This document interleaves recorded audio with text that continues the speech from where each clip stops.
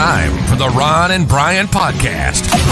Get ready to fill your ears with the latest news, politics, current events, and whatever else we feel like talking about this week. And now, your hosts, Ron and Brian.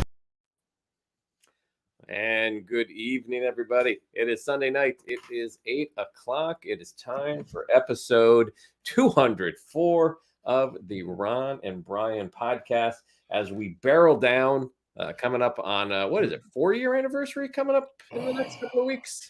Absolutely. I believe early May is when we do it. So it's got to be at any point now, if anybody remembers when our first episode came out. And I'm also going to, announce right now my respect for you for sticking out those first couple episodes because, the technical difficulties that we were having in terms of operating the show. This, in the beginning days, back when we were using Western Union to pass messages to each other. I was recording audio on my end. You were recording it on yours. I was sending you my file. You were trying to line them up together. I don't remember what software. We were using Skype in the beginning, weren't we? I believe we were using LimeWire. Which explains all the mislabeled Metallica songs that I was getting, which was just static. Oh, that makes sense. I know. Well, Ron, how are you doing this week? I'm doing all right. How are you doing, sir? Just all right. Just all right. We'll get more into that when we get to beef of the week. But Are we talking about Piper? No, we've got a rare double week in a row on beef of the week. But in the meantime, let's not talk beef of the week just yet. We got to have a drink. Drink of the week. Na zdrowie. Salud. Drink of the week. Pleasure. Drink of the week. Drink of the week. Drink of the week. Drink of the week. All right. So Brian, what is it that you've brought for your drink this week? Ooh. Ron, I went overseas for this one, Batty. I went with Old Crafty Hen, coming from our friends over at Moreland Brewery in England. Their master brewer, taking a look at this lovely color. Look at the color of this. Their master brewer has created a premium vintage oak-aged beer, which delivers a variety of sophisticated tastes, not issues. I have issues. The marvelous 5X, it brings resonance, depth, and eruption of fruity raisin notes, underscored by the malted toffee from the old speckled hen crates to create a perfectly smooth and rounded beer, complex, mysterious, and a question and answer all in one, coming in at 6.5 ABV. If you're asking, Brian, what kind of food pairings does this beer go great with? I'm going to tell you rice puddings, lighter casseroles, and tangy cheese. But first, I'm going to take a sip because I don't have any rice puddings. I don't have lighter casseroles. And the only cheese I have is between my toes. I've been wondering often what I could pair my rice pudding with. It is good to know that there is a beverage out there. Oh, that's delicious. Is it? That's fucking delicious. All right. It's a nice ale, so it's not too sharp, Okay. but it's not hoppy at all. There's no bitter aftertaste. Very good. I would have a couple of these. I down at the pub. Yes. Very good. Ron? Yes. What are you drinking? This week I brought one I've had before, but it's getting into that crushable beer weather again. And I love drinking local, so we're going with the good folks with from Workhouse Brewing over in King of Prussia, Pennsylvania. This is their Blood Orange Ghost, a ghost ale brewed with blood orange and sea salt. It is clocking in at 5%, so a little lighter on the alcohol, but that's all right. I've been drinking all weekend, so this is a nice way to finish up the weekend. It's a nice color. Oh, it's good. It's tart. If you like, a nice tart, sour ghost, it's got that nice blood orange, and then you get the little saltiness at the end of it. So I give it a thumbs up, Ryan. You commented that you've been drinking all weekend. Yes. Walk me through your weekend. What did you do? I mean, so what? Friday night, just kind of hung out. Oh no, went out to dinner on Friday night. Excuse me, and then went out to ordered in. My weekend is all blurred. So ordered in on Friday. Had a beer or two here at the house. Saturday went down to the brewery close to the house. They had a Foo Fighters / Dave Grohl tribute band. So we were there for a bit. Had a few beers there. Today, just working around the house, I did some slow cooked ribs on the grill today for dinner. Some St. Louis baby back ribs. What? Cooked them up. Took about 5 hours. Very tasty. I'll have to do that the next time you come for a visit. I'm a little hurt. I am a little hurt. Are you a little hurt? A little hurt that you didn't let me know. What was your weekend? What were you up to that you're willing to share? I'm going to say that we the weekend was primarily spent cleaning up and cleaning my apartment. I recently realized through some major life changes that I have drawers, I have closets that I have not gone through in many years. And I've been just kind of shoving shit in. And what I discovered earlier today was that I have 4 gigantic jugs of hand soap that I did not know I had. And I just kept ordering new when I was winding down. And I would buy 2 at a time and just shove it into the back of the closet. So I throw out a lot of garbage. Went out for dinner yesterday. And what did I do on Friday? Oh, Friday, big. I went out into the swamps of Jersey, lovely Garwood, New Jersey. Could be. Maybe Garland. I don't know. I went to the lovely Crosslands where I saw the doing a solo show, Lars Fredriksson from the band Rancid. Just one man and his guitar, stories, taking requests, making people laugh. Went with 2 good friends of mine and had a great show. And that was my weekend. I would say overall, Crosswoods in Garwood. Thank you, William Esquire, coming in with the save. There you go. Roads in Garwood, not Crosswood. I never said that I was completely accurate. I said I was going to get close. Sure. So that was my Friday night. Excellent. Sounds like a good time. Well, now. So while you were seeing the Foo Fighters or the Fave Fighters, what was it? Fave Grohl. Fave Grohl, which is a great name for a cover band, I'd like to say. Fave Grohl. We had a good weekend, but I think we need to air some grievances with Beef of the Week. Yes.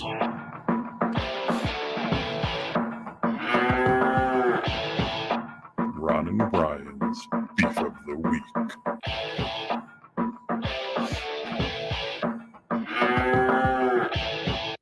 Brian, what's bothering you this week? Okay. It's not necessarily today, but this week was really where I hit the rock bottom in terms of my complaint is the weather in April. Okay. Absolutely schizophrenic, and that's not to insult people with mental diseases. One day light jacket, one day heavy jacket, one day heavy jacket with a vest underneath. The next day sweatshirt. One day hat. One day you regret not bringing your scarf and gloves. Earlier this week, I attended a baseball game at Yankee Stadium. Thanks for the invite. And I couldn't tell you something. I froze. It was the end of April. You would think that it would have warmed up by now, but it wasn't. Did not even have the desire to pound crushable beers. Wanted a cup of coffee. And then today I walk out, May 1st, I walked out in simply a sweatshirt and I was warm. It's beautiful out today. Beautiful weekend. But yeah, incredible. Down this weather. It should have been like this forever. People get sick. People get sick during this time of year. And there's not much you can do about it. It was, I think it was one of the coldest Aprils that I can remember in a long time. But global warming, what are you going to do? Well, I think, and if people remember from last week, you were even showing that you had a touch of a cough.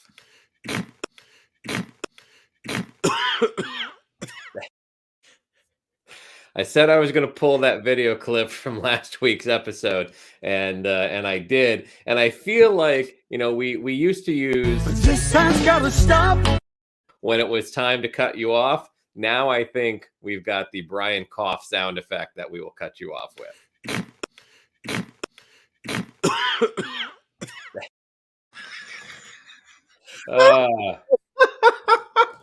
Oh, God damn it. I hate you. I agree with you. You know what the weather worst thing is? has been horrible. I had completely forgotten about that until just now. That is not okay, Ron. Sorry, I apologize. No, you don't. You I don't apologize. You're very proud of it. Yeah. Ron, what's bothering you? Well, I think this may be a first where we have a carryover in beef of the week. Last week, we were talking about my difficulties getting my Jeep repaired. Just, a quick synopsis, taking it to the second Jeep dealership I've taken it to get some issues fixed. My keys apparently got stolen, but as the woman at the dealership said, on a positive note, your vehicle's still here. So it didn't get stolen and was supposed to have things fixed on Monday, this past Monday. So Monday comes around, and I've explained to them that I'm going on a business trip on Tuesday, so really needed the car back. So now, again, keys were stolen, I think, Wednesday of last week. So Thursday comes, parts aren't in. Friday, Saturday, same thing. Monday at like 2:00, I call over. I'm like, where are we at? Oh, well, the keys aren't here yet. Okay. So 4:00 on Monday, the keys finally get there. I get a call. They're like, you can come pick it up, but all we could do is the keys. We weren't able to fix your tire pressure sensors, and your radio is still on order. Fine. We'll figure out the rest after I pick up the car. So I get over there right before they close, and I go to pick up the car, and got to go to the sales because service is already closed. So the guy at sales grabs my key, and he's like, here you go. And it's one key. And I'm like, I thought I was getting like 2 keys. He's like, I don't know anything about this. I'm like, well, is my old key still going to work? And he's like, well, why don't we go and check it out? So we walk out to my car, check the new key works. Check the old key works. So I'm like, so let me get this straight. You have a key of mine that was stolen, and whoever has that key, since these keys both work, technically could open my car and drive off with it. Yeah, I mean, I guess. So I'm like, all right. I'm like, I feel now I need to speak to like the general manager here. Oh, I'm the general manager. Fantastic. So go, and he's like, at first he's trying to play dumb about the whole key thing. And then I sit down in his office. He's like, we had a break in, and we had some keys stolen, and we had some vehicles stolen. So multiple vehicles apparently stolen from this dealership. He's like, so, and I'm like, well, I obviously want my keys reprogrammed because I don't know what other information they stole when they stole my keys. Like, they could have my address. I don't know. Sure. But regardless, it's just not good. So he's like, and I'm like, but I'm going away. He's like, all right, we'll get you in on Friday. We'll get your keys reprogrammed, and we'll get those air pressure sensors replaced. Fine. So Friday morning, drop it off. Same situation. Don't hear anything all day. Like a half hour before service calls, I call over, and I'm like, all right. I'm like, what's going on with my car? Well, we were able to erase the keys, but now we can't get your car to recognize the keys. There's a RF hub that's bad. I'm like, there's always been issues with the keys. Why didn't you find that out the first 3 times I brought the car in? So, but she's like, we're gonna, your air pressure sensors are in. We're gonna get your keys taken care of. Okay. So I get a call back like an hour later. They're like, we still need to order you the RF hub. We didn't have one in stock. So you're still gonna get the message in your car that your keys aren't recognized, but it should start the car. Fine. I like that. It should start the car. Should start the car. So I get over there, and the guy gives me my keys. Go out, try and start the car. Keep getting the message that the key fob's not in the car. It won't start. The guy comes out. He's like, "Oh, you literally you just take the key in your hand and you use the key to press the button to start." He's like, "I had this issue with my RAM." I'm like, "Great." So yeah, I literally have to take the key, and instead of pushing the button with my finger, I have to push the button with my key to get it started. Right. And then every time I hit the brakes, I get a little warning ding because it thinks the key's not in the car. But I'm like, Oh, all right, so that's annoying as hell. But again, they've ordered these parts. I'm still waiting on the radio. We'll get it all taken care of. At least I have my car back. Then on Saturday, I'm driving home from an appointment, and the fucking air pressure system warning goes on again. The one thing that they fucking fixed now is broken again within less than 24 hours. no. Yeah. So yeah. So I've reached out to Jeep like on the nationwide level to be like, listen, Right. I'm like, because the car doesn't even have 5,000 miles on it. Have you thought about using the power of the podcast to file your complaint? Have you thought about tweeting? Because Twitter, there's so many eyes on Twitter right now for a lot of different reasons. Sure. But have you thought of saying, hey, I haven't gone public with my issues, but I would hate to make this part of the weekly podcast show that is streamed across the globe. Jeep, it would be bad for your sales. Well, listen, I alluded to in my email to them, I alluded to the Ron and Brian bump, and I said that bump can bump you up, or that bump can bump you down. And at this point, it's up to you to decide how you want to do that. Well, that's what I like about you, Ron. And this is, I think, the difference between you and I, and what makes this show go great, is that you are you are a subtle flavor. I come on much more straightforward. I don't see the multiple angles at play. I don't see, the ability to just, apply subtle pressure. I'll just come on straight on, I'm the guy who puts the horse head in your bed while you're sleeping. You are the guy who comes over and just says, "Hey, I work for some very powerful men, and we would like you to give Johnny Fontaine this role." That's all you say. That's all. Subtle. Subtle. We'll see what happens in the coming week. I may need you to intervene on my behalf. I may need to use. You have a very special set of skills. I am Luca Brasi. I am Luca Brasi. I will sit there at a wedding and talk about how I wish that your first son be a masculine son. Be a masculine son. Masculine son. Do you know that he was really a mob guy?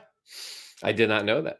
Yes, there was. I've done a lot of reading. The guy who played Luca Brasi was actually a New York City mobster who was basically given a part in the role so that he could keep an eye on production to make sure that nothing was going on that was something that would upset the mobsters. I have read that they were not allowed to use the word mafia in the movie because no. There were a lot of rules that they had to abide by. I believe there was also an outtake of Luca Brasi when he had a cold on set.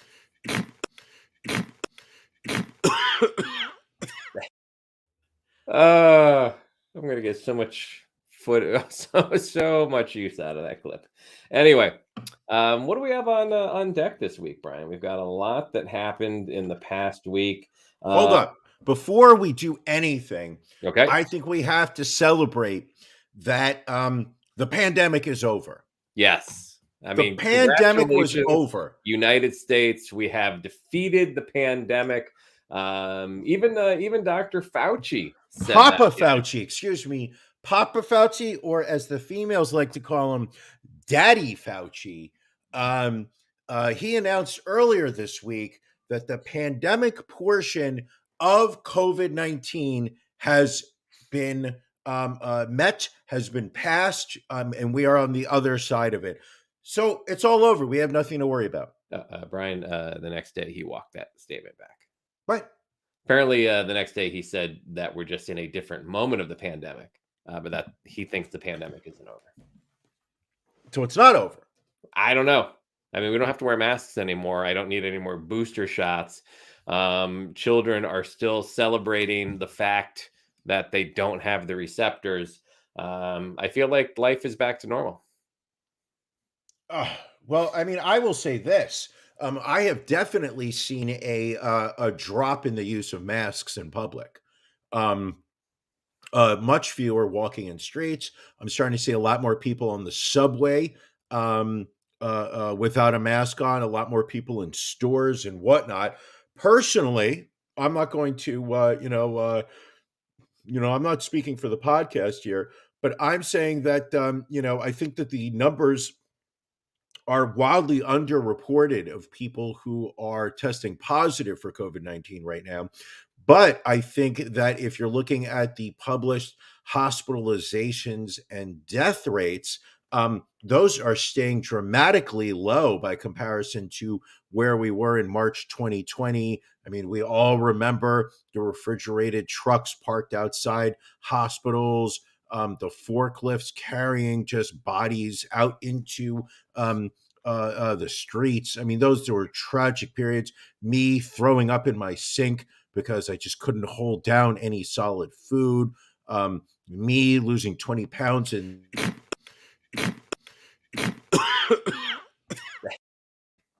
It's not as catchy as This Has Got to Stop, but No, it really isn't. However, Delta ravaged the South. Delta ravaged the Midwest. Omicron came on like it came on like Danny LaRusso in the finals.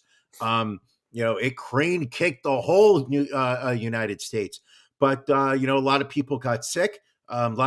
So many people tested positive. But what we're seeing with this BAV2 variant is very low hospitalization. So maybe it isn't so unrealistic or unbelievable that we can start lowering our guard a little bit. Yes, people are still going to get sick, but this is not currently not the same disease that is absolutely killing people. I think what we need to really focus on right now is, instead of a second booster for Americans, I think we need to start focusing on developing countries and getting first shots vaccinations for countries that did not have the same kind of money that the developed world did, and we need to get those people vaccinated because the statistics, and regardless of where you are in politics, the statistics showed one shot and you're much better off. Correct. Well, let's see what else happened this week. Elon Musk appears to have finalized his purchase of Twitter for $44 billion. They have come to terms on an agreement for Elon Musk to buy Twitter. There is a $1 billion penalty that either Elon Musk would face or Twitter would face to pay the other if for any reason they pull out of the agreement. This is from based on the terms of the agreement, this will not go through until probably sometime late in the fall. So there's plenty of time for things to go wrong, which is why smart money was not buying Twitter stock earlier this week at 49. No, it was not. Well, like you said, they are still in the process of working out the deal. If he does buy it for $44 billion and take it private, there were some thoughts being bounced around as to what he may do with it once he owns it. Opening it up for true free speech, literally anything, could be the Wild West if it becomes a private company. He would open source the algorithms. There are a lot on the right that feel that the algorithms of Twitter, lead to shadow banning and silencing conservative voices. So he has said that he would post the actual code for the news algorithms. He wants to get rid of the spam bots that proliferate Twitter. He wants to authenticate all humans utilizing Twitter. And has How do you do that? I have no idea. And then also floated an idea for an ad-free Twitter. which if you're going to spend $44 billion and take it private, how do you then make money if you're not selling ads? Okay. I don't know. So it'll be interesting to see. We had we pushed the bid up. We went to 43.5 billion. And I think you were the level head that prevailed once it got up to 44 and said, it's probably time for us to step back. So kudos to you, Brian. Okay. Now, there are a lot Wow. of people saying they will jump off Twitter if Elon purchases it. Does it matter that much to you who owns Twitter? I could care less. Now, one thing that is No. I mean that seriously. I could I care believe less. that. Twitter is a website. I have absolutely no desire to. I get a lot of use out of it. I find it a great source of news and current events. But at the end of the day, if it goes to shit, I have no problem moving on to something else. I mean, I've seen something recently that seems to be a very great alternative to it. I forgot what it's called, but it is Donald Trump recently posted on it very recently. I believe it's called Truth Social. Is that Yes. the name of it? Yeah, I recently saw it. So my theory is that if things don't go well on Twitter or Elon somehow screws it up, listen, how many people were on Friendster?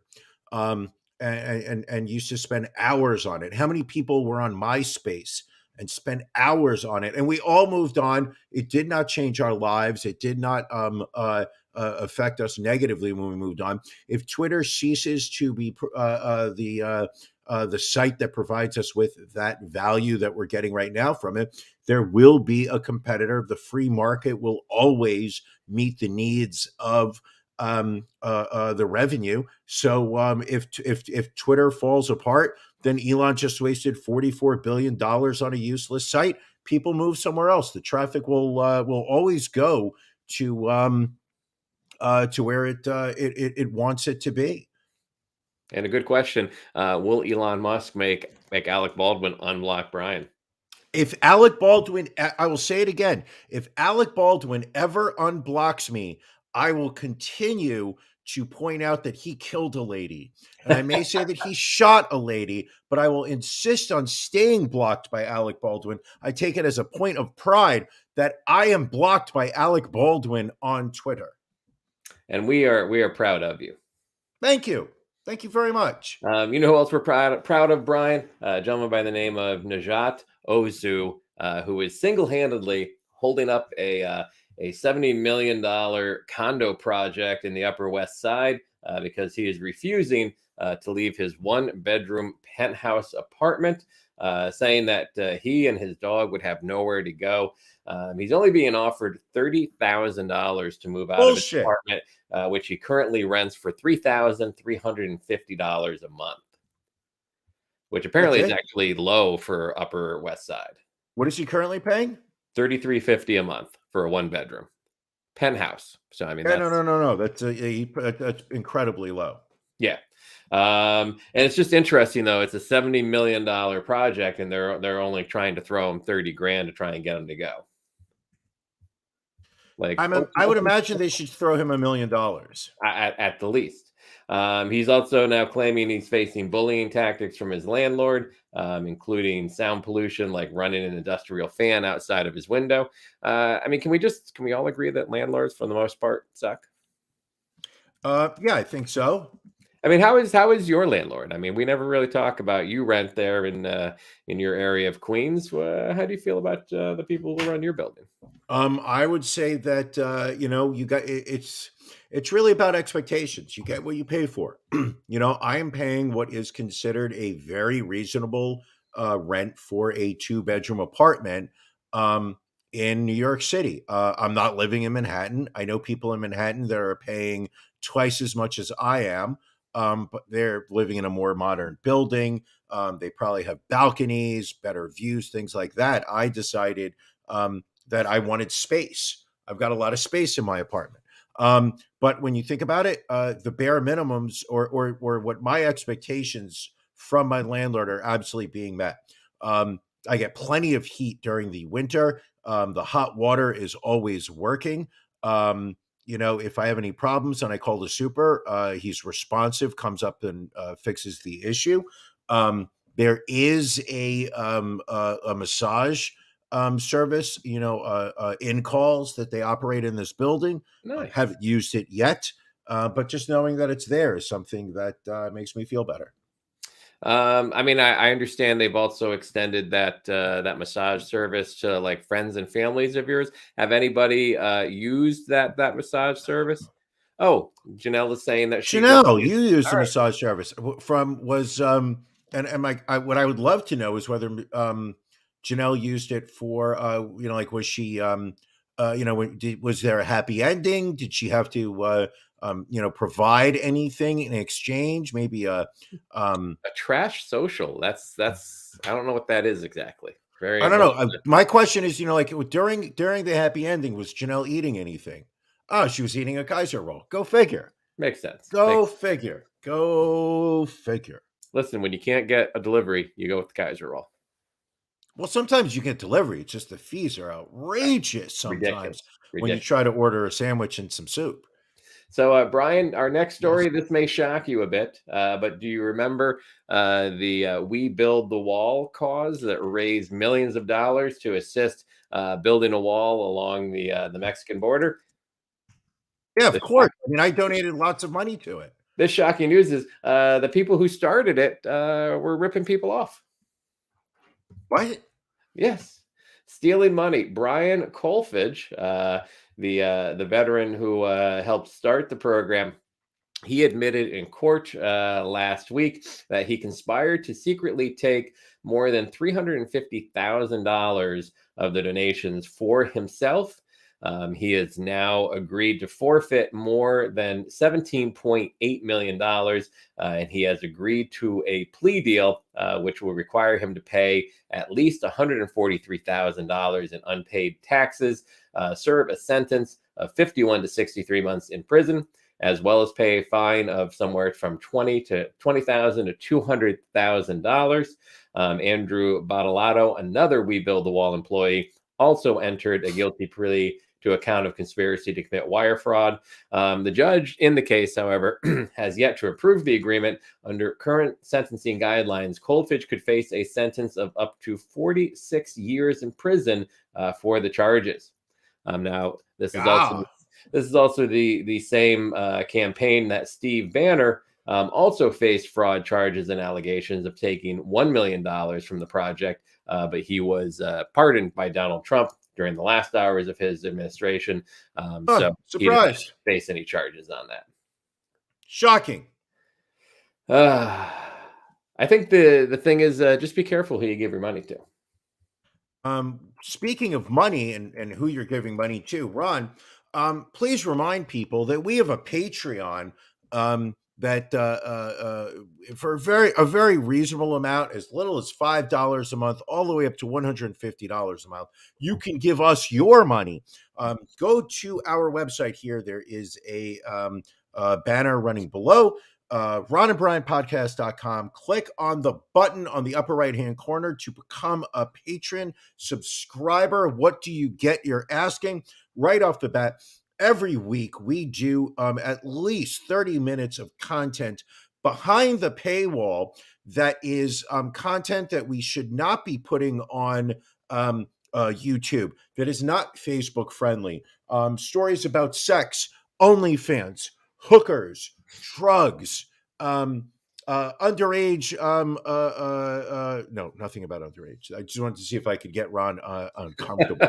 But the idea there is to help us offset some of the costs that Ron and I incur on a regular basis to be able to provide this show to you for free on a regular basis. We figured that one of the ways, instead of just asking people for handouts, because we're not those kind of people, we don't want something for free. We're going to say, that you're going to get some value for it. And what you're going to get is some spicy content, titillating stories Ron, when he drinks high alcohol beer, will tell a story that maybe his wife doesn't know. Maybe she's never heard before. Maybe it's something I've never heard before. Maybe I will, sometimes one of these weeks I've, threatened that during the After Dark, I'm going to wax my booty hole. We keep saying we're going to do it. Haven't done it yet. But it's just, speaking of the After Dark, that is, I think, probably the most valuable contribution when you become a Patreon subscriber is you can join us for an additional half hour of content each and every Sure. Sunday night. And then at the end of the month, we have our monthly pajama party where we have our listeners come on competing in the Can You Beat Ron game, which we can change it from Will You Beat Ron back to Can You Beat Ron, because Correct. last week I stood triumphant again. The category was showers for April showers. My shower knowledge slightly better than those of my competitors. It was a good matchup, but I brought home the victory, and it felt good to be back on the winning side of things. I would agree with you there. Let's see. You know who else could you use a few dollars? Yeah. A young boy by the name of Dominic Krankel. He is in Bridgeport, Connecticut. He's a 6-year-old boy. He was being bullied by an 8-year-old neighbor. And then last week, and this is it's twisted, and it's even more twisted the fact that this was an 8-year-old that did this, that the 8-year-old covered a tennis ball with gasoline, lit it on fire, and then threw the ball in Dominic's face, catching him on fire. We have a photo here. Let me just pull this up of Dominic in the emergency room here. Again, very badly burned on his face. And this kid had been bullying him for a couple of months, but just a horrendous thing for a 6-year-old and his family to have to deal with. The family did start a GoFundMe to help aid in his recovery, because obviously, thanks to our horrible healthcare system, this is going to cost a lot of money to have Dominic get well. But as of earlier tonight, I'm sorry, Ron. Yeah. This is such a sad story. It is, without a doubt. I mean, this poor little kid is just staying at home trying to befriend his friends, neighbors, and they are torturing him. They're bullying him. I mean, this is one of the stories that just, this look at this poor kid. I know that I'm cynical when it comes to it, and this fucking story really fucking upsets me. And I see nothing funny here. It just this poor kid is fucking suffering. They burned him, 2nd-degree burns over his face and hands. I wish there was some way we could help him out. Well, maybe we can share his GoFundMe link on our social media. They have raised $519,000 for him so far. Hopefully, they can continue to get that number to increase. Anybody who can, please help out the family of Dominic. How much money did he make this month in GoFundMe? 519,000. I am personally going to send him some money. Because I think that, one of the beautiful things about the internet is that it has opened up avenues for you to send your hard-earned money to people who deserve it, to people who have earned it. This poor kid, the road to recovery that he's going to face because of some asshole child that lives next door to him, a bully, whatnot. It's one of the things that really warms my heart is the fact that it's allowed people to connect, this internet thing of ours. It's allowed people to connect in ways, and for the transfer of money to go into directions where, you have the haves and you have the, I could use it to help go through some difficult times. And it's a way for that money to transfer and to go to places where it really can go to good use. Yes. Speaking of which, we talked about, I don't remember if it was on the main podcast or on After Dark No, it was probably the main podcast. We were talking about Danielle Bergoli, aka Bad Barbie, who became famous from her Dr. Phil appearance back in 2016. We talked Bad baby. Bad Baby. All right, whatever. Said Bad Barbie. So Bad Barbie was a movie that came out in, I believe it was 1987, starring Amber Lynn. and Ron Jeremy. Anyway, so we talked last week about how Bad Baby had purchased a $6.1 million Florida home in an all-cash deal. We wondered exactly how that could have happened. Well, we had an answer this past week when she posted a photo on her Instagram that showed the amount of money that she had made on OnlyFans in the past year, and that amount was over $50 million. Oh, Gonna let that sink in for a moment. We'll pull that up on the screen here because we've talked OnlyFans a lot on this show, Brian, primarily in Right. After Dark, but sometimes, and you have always been skeptical in the money that these OnlyFans creators say they make. But this photo is allegedly from her OnlyFans account from April 1st of last year to April 25th of this year, showing that she pulled in gross almost 53 million, taking home Jeez. a little over 42.3 million. Now you were pointing out something that I found very interesting. So we talked about Ron crunched the numbers. so we'll crunch the number a bit. We talk about the money that the creators make just on their subscriptions, and Right. actually, so she made 16.6 million in money from subscriptions. So Sure. she's so that's what she's $24 a month. We should have run the numbers. Let me do this real We should have a sound effect of like a calculator. Matt, where the hell are you? So that's in a year. So I mean that she's looking at roughly almost 58,000 subscribers. So all things considered, for the Not a millions bad of number. I'm not gonna Instagram, lie. it's not Yeah. bad. But where she actually made the most of her money was in OnlyFans messages. So if you are subscribing to a content creator on OnlyFans, you can DM them, and if you want to attach, a tip to that message, that allows your message to come in higher and apparently increases the possibility that they may see it. So Sure. again, she made 16.6 million in subscriptions, and this money attached to messages sent to her, she made 25.5 million. And So tips, she's which not I would even have thought, making her bulk of her money from the subscriptions. no. And I would have It's thought tips would have been higher. She only made about 161,000 in tips. But so many people apparently want to But message Bad Baby that they're willing to pay to the tune of $25.5 million. in a month. Now you see, this is the other thing. This is the other number that jumps out to me, is that she grossed 52.8 million and netted 42.3, which means that OnlyFans, the website, pocketed $10.5 million in 1 month over Bad Baby's account. Over a year. How's that over a year? Because April of 2021 to April of 2022. Oh, this is over a year. It's So over in a a year. year, yeah. So in a year, they made $10 million off of her. Correct. Ron, we are not in the right business.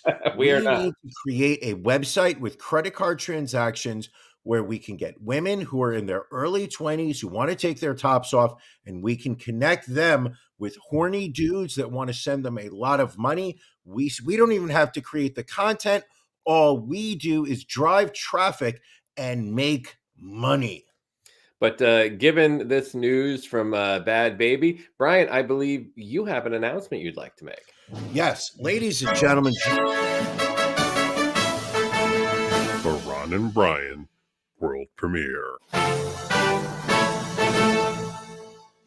Ladies and gentlemen, I am announcing here today in episode 204 that I am going to start, and I know I've threatened it before, but I'm totally doing this for real now, people. I am going to start my own OnlyFans account. I will be showing exclusive content behind the paywall. It could be pictures of me coming out of the shower. It could be pictures of me cutting my toenails. It could get saucy, could get spicy, could be a video, could be a video of me doing a shot. maybe a picture of a video of me drinking a beer. Will I take a 12-inch oblong object in the exit hole? I don't know. It depends on how much money you're willing to tip me. If we're talking $25 million, yeah, I'll start practicing right now, people. I am looking to get paid. All right.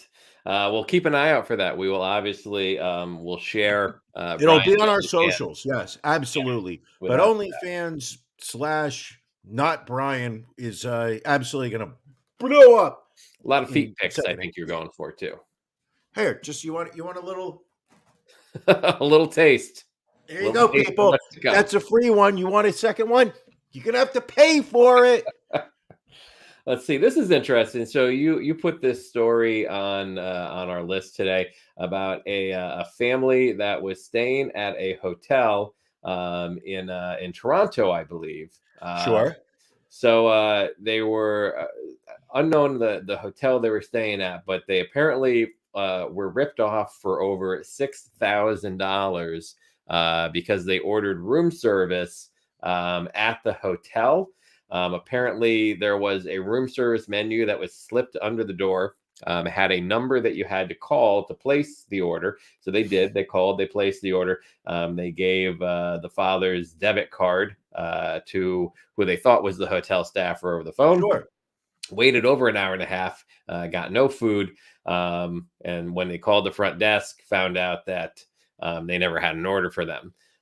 So he logged into his bank account to find that over $6,000 of his money had been stolen in the hour and a half that they waited for the food.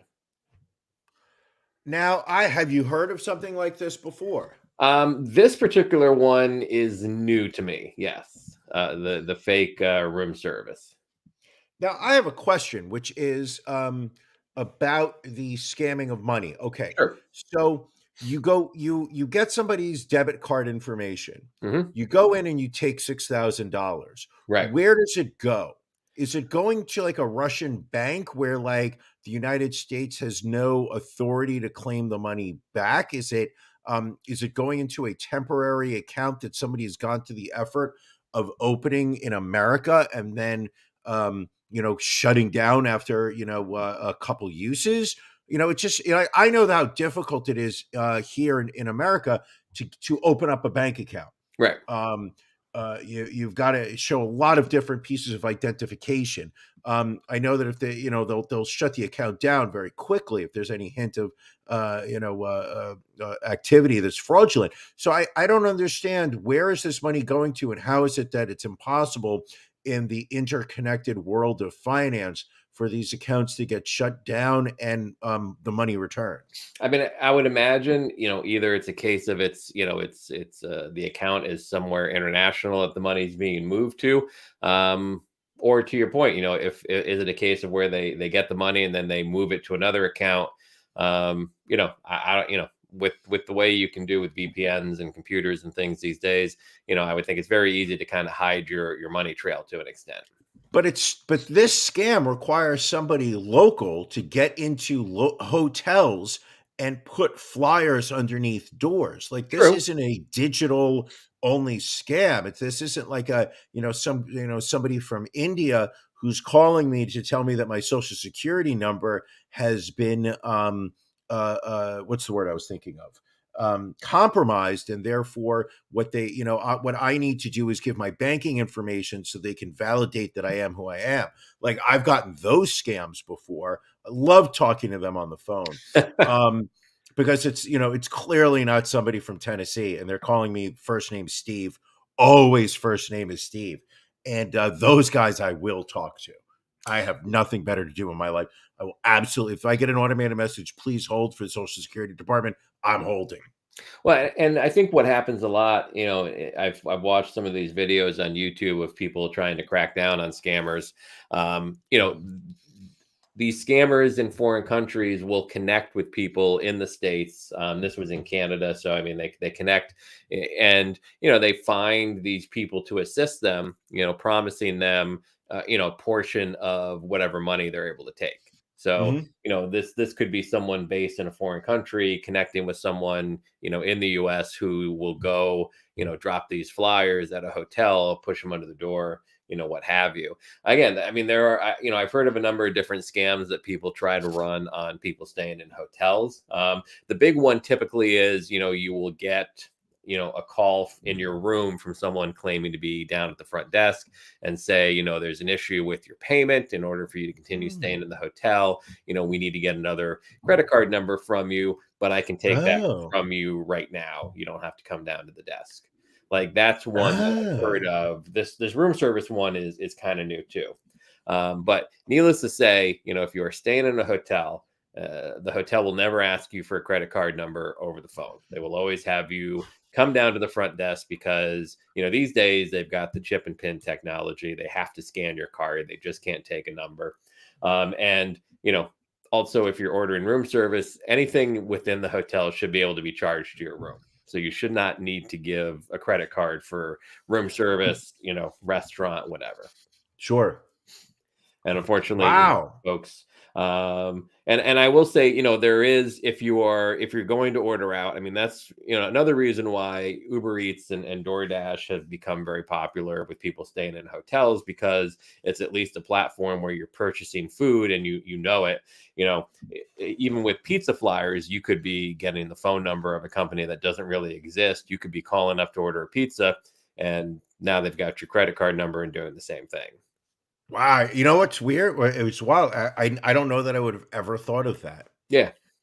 Like, I would have just trusted the pizza flyer, and, like, when you called somebody who was like, "Antonio's," I'd be like, "Yeah, let me get a chicken parm hero, order a garlic knots. Can I get the side salad, dressing on the side, because 'cause I'm worried about calories."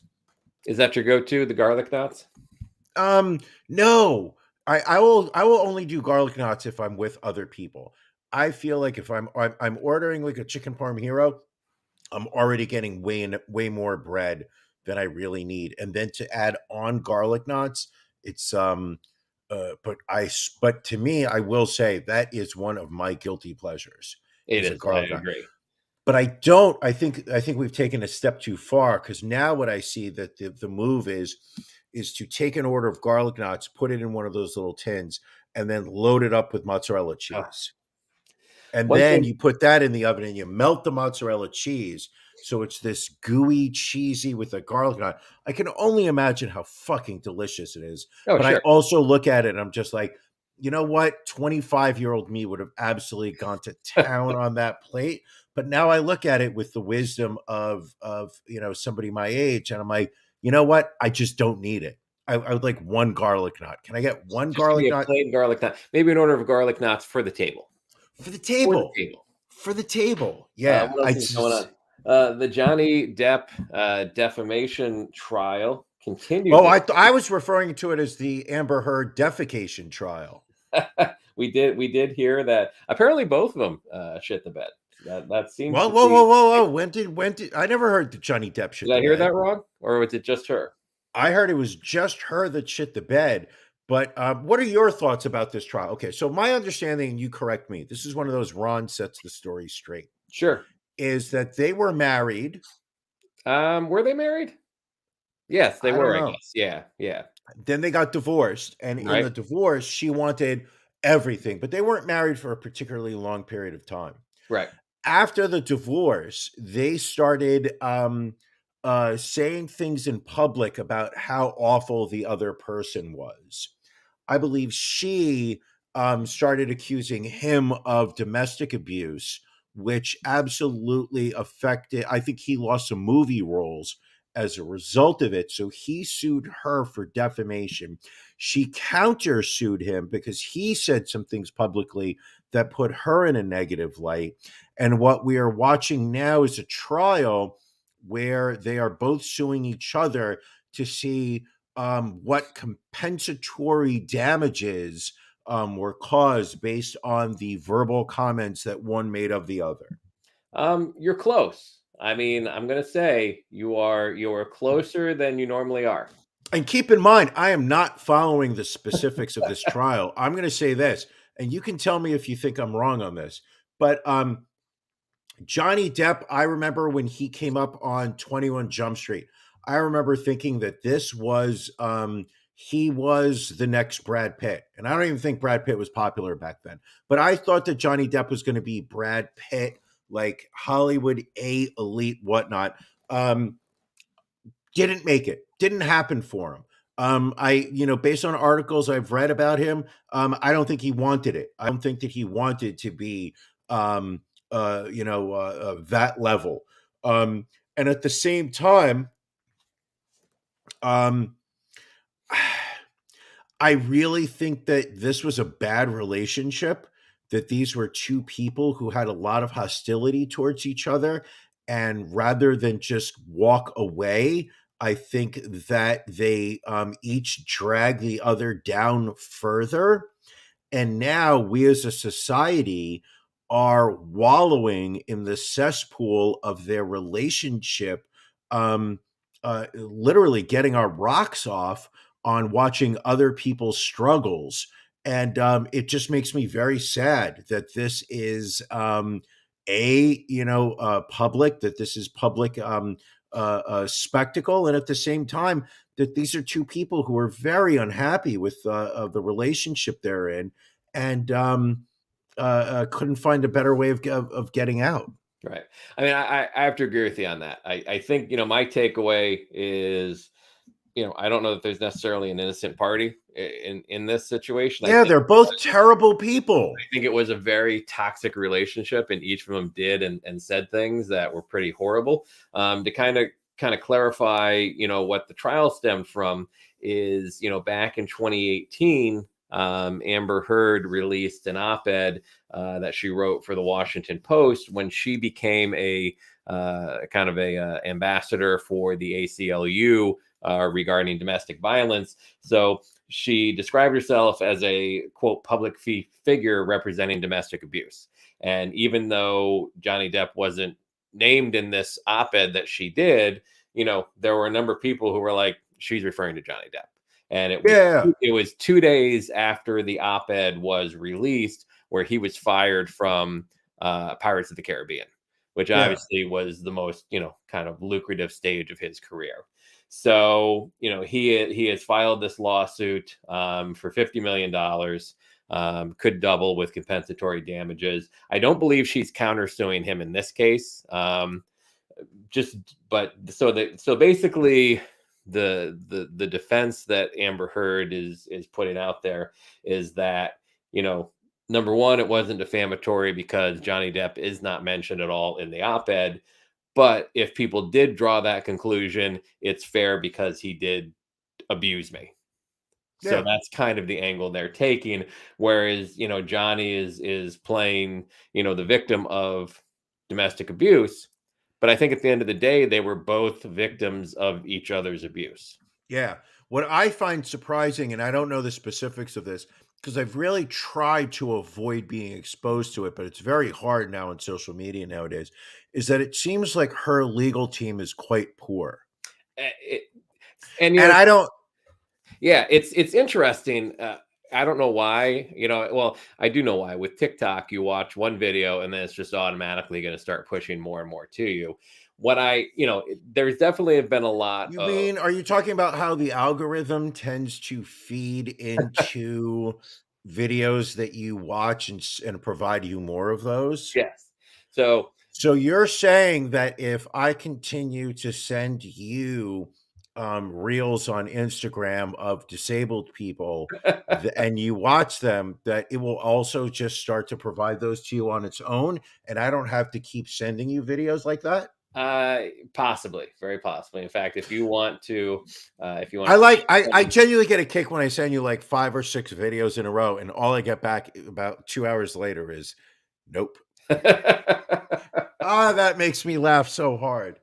There has been a number of clips of her two lawyers, not really doing, the best job. The one I remember was, I don't know the guy that's her lawyer. I don't know his name, but he was asking a question to the witness on the stand, and the witness started to answer, and the lawyer then objected. There's been a million objections for hearsay. So the lawyer Right. like objected to and said hearsay. And the judge was like, but you asked the question. Like you asked the Right. question and he answered it based on the way you asked it. And like you literally could see like Johnny Depp and his lawyer like laughing over it. But it's Yeah. it doesn't. But again, here's the thing: the internet clearly favors Johnny Depp in this situation. It is Of what course, it yes. seems like. Public So opinion, of course. so the question then becomes like, are her lawyers really that bad? Are they doing as bad a job as it's made to seem, or is that just because that's the narrative that people want to put out there? Is that's what's really happening, or is that just the narrative that everyone who is a fan of Johnny Depp and wants him to win this case, is that what they're putting out there?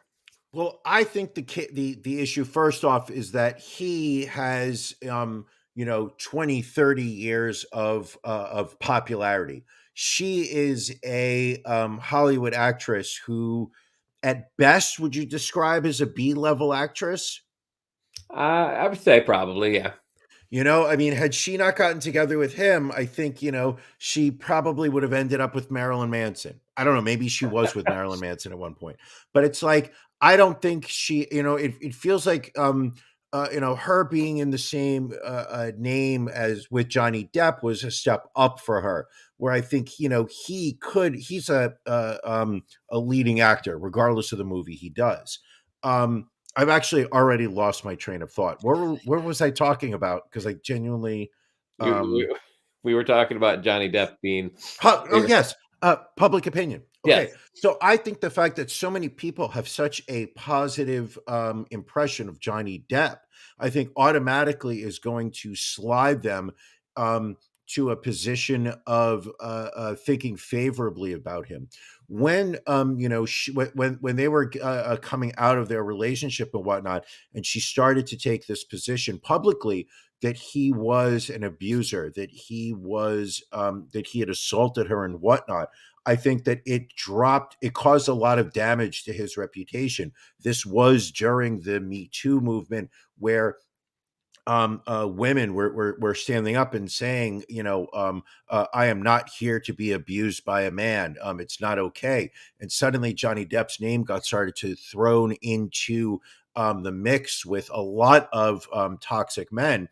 And I think what we're starting to see now is the realization that, well, hold on a second, Amber, you're also just as bad as what he did. Right.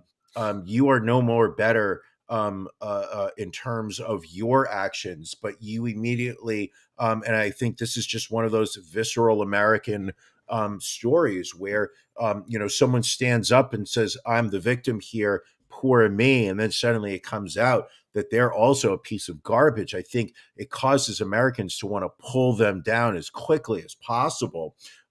She's not seen, I think, in most circles now as a sympathetic character. I just saw this week that she was getting tossed from Aquaman 2. Well, there's a petition out there to have her removed from Aquaman 2, but the director has said that he has no intention of removing her from the movie at this point. But I didn't even. They put the survey up, and many people signed that. Ron, if it makes you feel better, I didn't even know she was in Aquaman 1. That was Never probably saw her the most movie. prominent role to date. Is Aquaman DC or Marvel? DC. Oh, I should have seen it. Jason Momoa, who you're a big fan of. I'm surprised you like watching him shirtless. So I'm surprised you didn't catch that movie. But to your point, like, and there's also there's a portion of the population out there who, when a woman,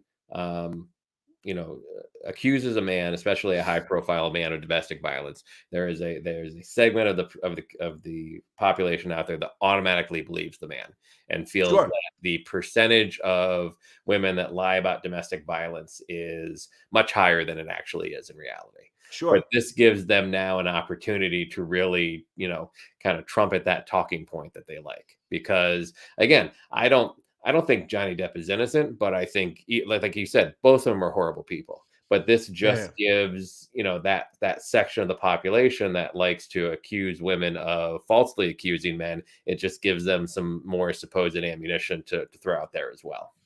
Yeah. It's to me, this is a trial that should not be for public consumption. No. This is something where it's really sad to watch two people. And I listen. Johnny Depp's not coming across like roses here. No.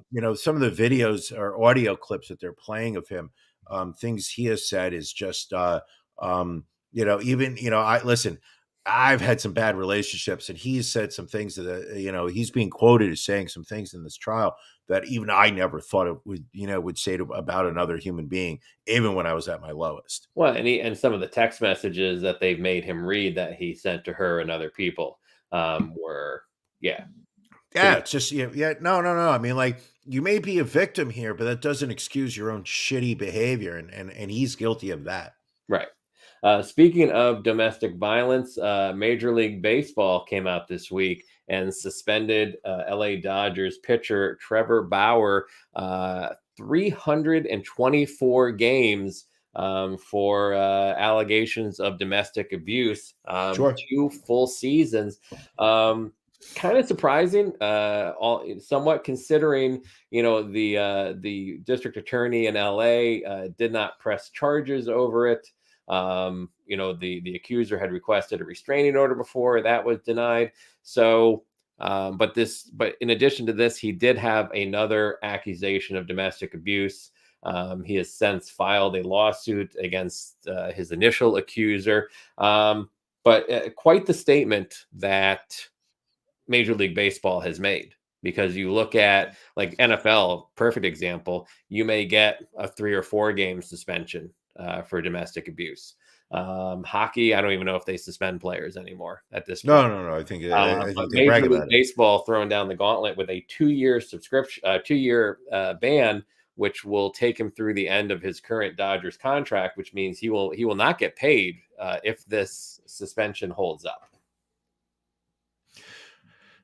I'm marking this up as Major League Baseball basically coming out and saying, we believe you're guilty of the allegations that were made against you. We can't support or pretend that this shit didn't happen. And we believe that the prosecutor's decision not to press charges is not based on your innocence, but based on the likelihood of obtaining a conviction, which, considering our current legal climate, would be very difficult to obtain. I think this is Major League Baseball's way of just staying positive in the public arena. Well, it also puts, and obviously, with the recent lockout having ended, Major League Baseball and the union, there's no love lost there. Major League Baseball doing this puts the union in a tough position of potentially needing to, defend one of their members against, this suspension for domestic violence. Sure. How do you defend this guy? Right. I mean, the charges against him are so egregious. He choked a woman, allegedly. He choked a woman until she passed out. And then once she was passed out, he sexually assaulted her in a very violent way. Like in a way that you usually have to pay, like, the pimp, like, quadruple afterwards, because the prostitute's not going to be able to work for a couple weeks.